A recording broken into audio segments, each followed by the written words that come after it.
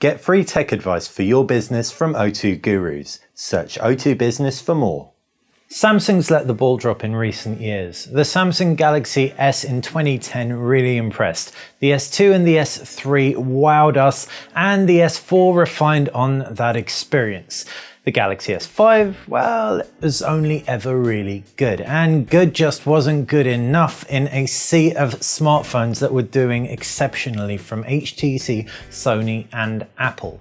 Samsung has a lot to prove with the Samsung Galaxy S6, but before we take a look at the Galaxy S6, let's start with its curved counterpart, the Galaxy S6 Edge. In a nutshell, this is spec'd almost identically to the S6. You have a QuadHD Super AMOLED display, 5.1 inches of it, an octa-core processor, 3GB of RAM, and a 16 megapixel rear-facing camera. So why Samsung? Why two devices? Well, whatever they were thinking, thank goodness they were thinking it, because the Samsung Galaxy S6 Edge is exceptional. Here's why. It all starts with the design. The metal frame is cold and stark. It tapers elegantly to accommodate that curved screen. The tapering point gives it quite sharp edges, but it's never uncomfortably sharp. In fact, the edge being so thin really does make the phone feel thinner than it is, which is only ever a good thing. It's also secure in the hand, which is a plus. The Samsung Galaxy S6 Edge is more elegant than the Galaxy S6 in my opinion by a long stretch. I'd even go so far as to say it was more elegant than pretty much every other phone on the market. Not only is it elegant, it feels expensive, and that's a good thing because expensive is one thing this phone is. Talking you around the phone, and on the front it's a screen, the front-facing 5 megapixel camera, and the home button which doubles up as a fingerprint scanner. You've also got two capacitive buttons either side. To the right hand side you've just got that power button, while down below is a micro USB connector, a 3.5mm jack, and a loudspeaker. Left hand side, volume buttons. Up at the top is where you will find the nano SIM card slot. On the flip side, that tempered glass backing and a 16 megapixel camera, as well as a heart rate monitor and a flash. The camera juts out. It isn't ideal, but it isn't totally inelegant. And if it means we get better pictures, which you'll find out if we do or don't later, then we are definitely happy to compromise there. Speaking of the back, when I first got my hands on this thing at the launch event, I was appalled at how easily it attracted fingerprints. The black and white versions, however, don't. It is the colored versions that are absolute smudge central fingerprint magnets.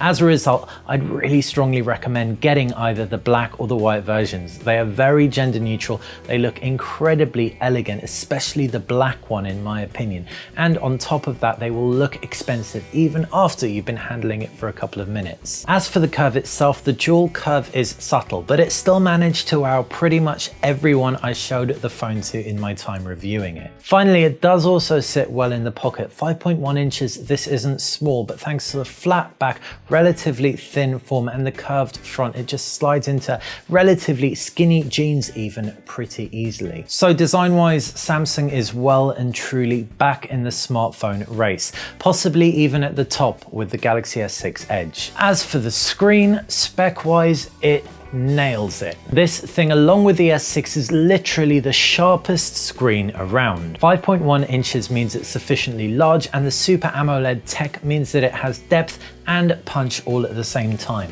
Being an AMOLED, color integrity across viewing angles isn't going to be as strong as IPS LCDs out there or SLCD 3s like the iPhone 6 or the HTC One M9. But in this instance, I'm really inclined to say, who cares? It looks so good head on. That the screen is curved is just the icing on the cake. Right now, two manufacturers are doing curved screens on consumer available devices, and that's LG and Samsung. The Galaxy S6 Edge screen blows the LG G Flex 2 screen out of the water. You can see in the side by side, it's got more punch, it's got more pop, and it has a shed load more pixels. Now, a few of you asked about color shifting on this thing.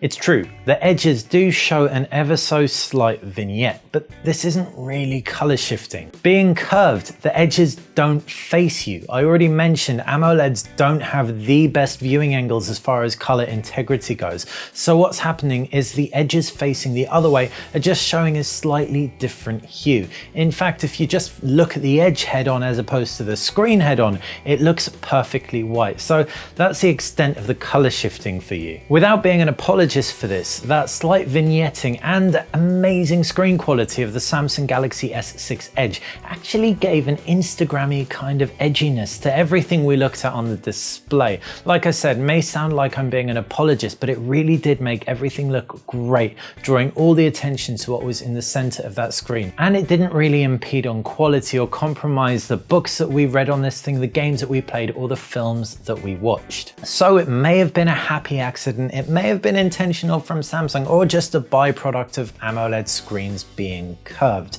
Either way, it is in no way, shape or form a deal breaker from what is all in all one phenomenal looking screen. Now onto the interface, and if you're thinking this is where the edge of the S6 Edge really comes into its own, well, you've got another thing coming. It already came to its own when it came to the design and the screen. That separates this thing from the crowd.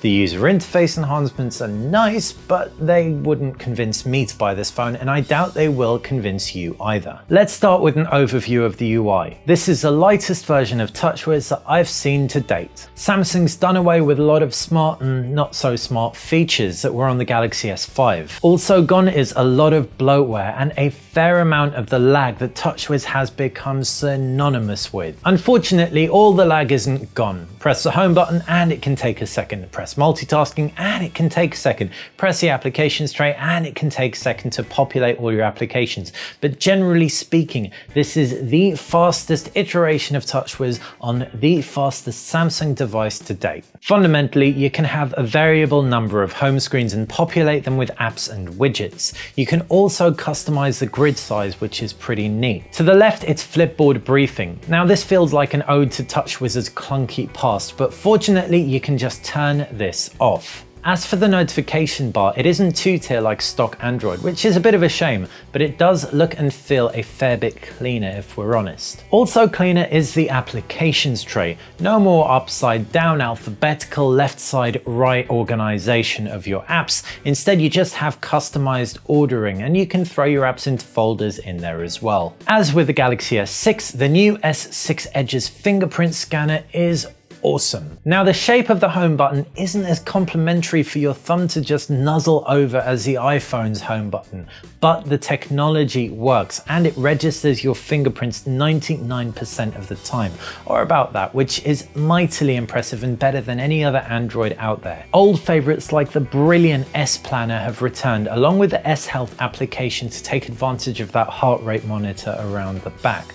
You can also install apps that you want like S Note, but they don't come bloating this thing up from the offset, which is great. So what about that Edge user interface? Well, if you swipe in from the top left, you'll pull 5 contacts into frame, and these are your favorite color-coded contacts. When the phone rings and it's upside down, it will light up the surface below to the color of the respective caller, provided it's one of those 5. If you have a missed call from them, then you'll see a little blob on the right-hand side that is also that color. You can drag it into frame and get some missed call information. There's also an edge clock ticker combination that's useful, I guess. Well, not really. And you can also have it set so it lights up in between certain hours, so you've got a bed clock. This is all pretty neat, but like I said at the beginning, it is not going to sway you for or against the Samsung Galaxy S6 Edge. What might do is the fact that the whole user interface is filled with left to right swipes, and swiping over that Edge display just feels a lot more comfortable, premium and unique than on a Galaxy S6. So it's all looking good so far, but that protruding camera, how does it actually perform? Well, the combination is an interesting one. You've got a 16 megapixel rear facing camera with an f1.9 lens. It's also got optical image stabilization. The front camera is 5 megapixels, also with an f1.9 lens, though unfortunately it's fixed focus. Starting with the back, and in good lighting, pictures grab a lot of detail and the results are stonking. Color accuracy wipes the floor with the HTC One M9 and other flagships out there, but the iPhone still kind of edges ahead in that respect. Some people may find the hues on the S6 Edge more pleasing though. Pictures are also saturated to perfection, especially when showcased on the S6 Edge's display. Now this is something I seldom say when reviewing a smartphone camera. drop the lights, and this does a great job of keeping up. Yep, you heard right, an Android phone that can actually handle low light. And this is all thanks to the optical image stabilization. For discerning photographers, it might over brighten some low light scenes compared to the iPhone, for example. But for most happy snappers, that will actually make the results look a fair bit better. Also, if you really are a discerning photographer, you've got a pro mode on here, so you can jump in, drop the exposure, you can even play about with the ISO as well as manual focus too. Unfortunately though, there is no manual shutter speed, so that is why we can't call it a full manual mode. So the auto shooting mode is awesome. The pro shooting mode is awesome too. And you know what else is awesome? The selective focus shooting mode. Frame it right and your picture really can look like it was taken on a DSLR. This is easily, without a shadow of a doubt, the best blurry background, sharp foreground, vice versa mode on any smartphone available now. Finally, if things get too dark for that optical image stabilization, you can always flick on the very strong flash around the back. A little bit cool, but not bad by any means. The front camera is also brilliant. Sure, there is no autofocus, but the f1.9 aperture lens means it is a very competent performer across lighting conditions. Samsung has also struck gold with a beauty mode that makes you look incredible, but natural all at the same time. Sure, this is super vain and I have to disagree in principle with beauty modes generally, but if you want an amazing one, it's in the Galaxy S6 and S6 Edge. The icing on the cake for the camera experiences comes in the form of the video recording. Full HD video around the back uses optical image stabilization and looks immense. 8 times digital zoom, and on top of that the sound recording isn't too bad either.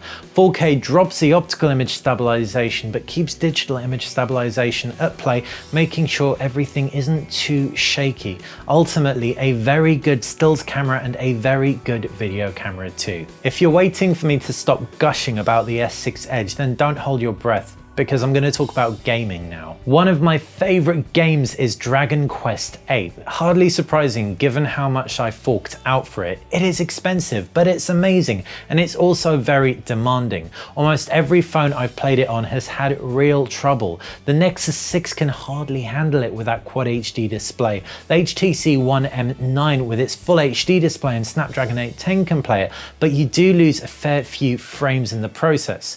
The Samsung Galaxy S6 Edge chewed it up and spat it out. And so you can probably imagine, if it nailed the toughest game on the block, it had absolutely no trouble dealing with games other phones find easy, like Modern Combat 5, Asphalt 8, to name a few. One word of warning, if you are planning on gaming for a long time on this thing, plug it in. That screen is very power hungry. Other aspects of multimedia are just as impressive, especially video. That screen is so bright and punchy, it is perfect for things like anime. It also showcases real world videos off very well, and you can even dull down how much power that saturated AMOLED has in the viewing modes. The curved edges don't detract when watching a film either. In fact, they kind of bring the screen forward a little bit, elevated, giving it a degree of superficiality that makes it all feel like it's kind of popping out at you. That's also something that the Samsung Galaxy S6 vanilla version doesn't offer. As for the speakers, they are incredibly loud for music at max volume. Clarity isn't mind-blowing, but if you want a phone you can hear when it rings in your bag or purse, this is gonna be it. In addition, if you're in a busy pub or party and you're playing back a YouTube clip that you want your friends to hear, they'll probably be able to on this phone. It even came in louder than the iPhone 6, the Sony Xperia Z3 and the HTC One M9. As for ebook reading, life doesn't get much sweeter than reading on a screen with a pixel density of 577 pixels per inch. It also goes very dull and very bright, so it's comfortable whether you're outdoors or reading in bed. Powering everything along is a 64-bit octa-core Exynos processor. It's also got 3 GB of RAM. Benchmarks on this thing wipe the floor with the competition, which is hardly surprising given how good this was at playing Dragon Quest, like like I mentioned earlier. Given how much power there is on this thing, it is such a shame that there is even the slightest bit of slowdown in TouchWiz. Connections are brilliant on the S6 Edge. It's got 3G, 4G up to Cat 6, and you've also got Bluetooth 4.0 as well as GPS, Wi-Fi Direct, etc. There's even an infrared blaster up at the top to act as a TV remote control, and of course that fingerprint scanner which we mentioned earlier. The phone comes in 32, 64 or 128GB variants, and none of these are cheap. Still, I'd urge anyone thinking about an S6 or an S6 Edge to go for one of the larger two. With no microSD expandability and the 32GB variant only sporting around 20GB of free memory out of the box, you'll likely fill that up in a few months just using that brilliant camera, let alone getting your own videos and games on here as well as all your applications. Now onto battery, and the S6 Edge has a 2600 mAh cell, which isn't great news. It really is the phone's weakest point,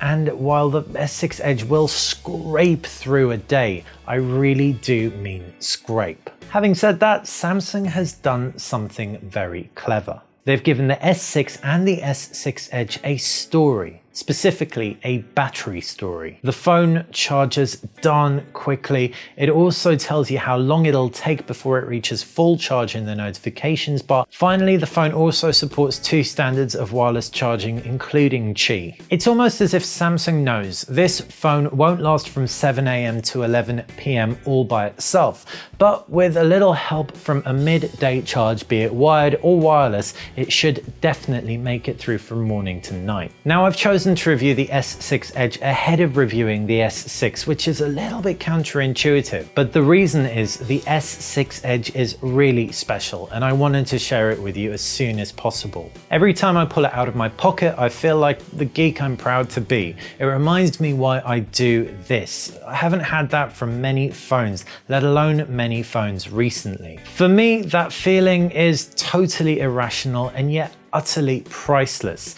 And that's a good thing, because the Galaxy S6 Edge is crazy expensive. But irrespective of price, that still makes it, for people like me, the best phone that money can buy. If you can't relate to what I've just described, then you may be better served with a Galaxy S6. You'll save a fair bit of money and get the same fundamental good phone at the heart.